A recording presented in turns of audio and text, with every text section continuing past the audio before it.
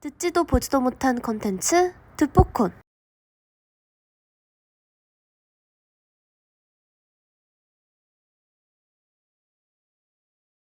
하지만 어쩐지 여전히 아이돌로서 흡족하지 않던 대테러팀 김수현 팀장은 국정원 아이돌 연습생들에게 SNS 계정을 하나씩 파게 만들어서 팔로우 수 늘리기 과제를 내준다. 그리고 제각각 자기 계정에다 아이돌스럽게 사진과 멘트를 올리라는 것. 이에 학을 떼는 국정원 요원들이 거부 반응을 일으키자 김수현 팀장은 팔로우 수 1등에게는 피자치킨을 상으로 하사할 것을 약속한다. 사실 지금까지 혹독한 다이어트 때문에 제대로 먹지 못해왔던 것. 따라서 눈이 뒤집히는 국정원 아이돌 연습생들. 그렇게 그들은 인스타 인플루언서가 되기에 혈안이 되고 그 결과가 발표되는 당일 차이안이 1등을 먹게 된다.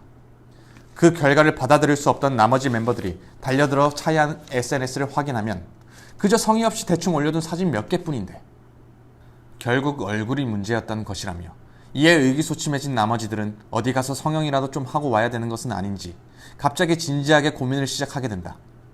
이에 서재원이 우리가 요원이란 사실을 망각하지 말라면서 벌써 주객전도 된 거냐며 언더커버의 목적을 잊은 거냐며 호통을 친다.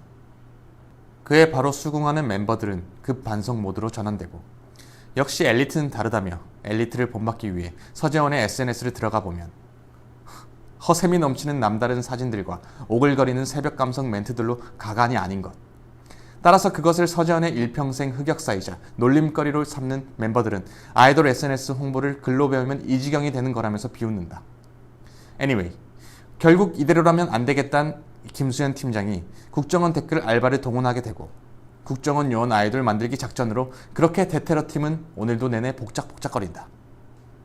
한편 국정원 댓글 알바의 무차별적 지원 사격 덕분에 SNS 인플루언서가 된 국정원 아이돌 연습생들은 광고 요청이 들어오면서 적잖은 수익이 생기고 몇몇 인기인들의 파티에까지 초청된다.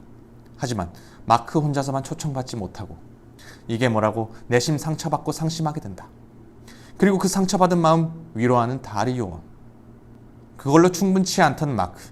이대로 현실을 수용할 수 없고 인정할 수 없어서 외출하는 멤버들에게 도청장치를 심어 염탐하기에 이른다. 그랬다가 그는 자신을 향한 멤버들의 뒷담화에 한 번 더 상처받게 된다.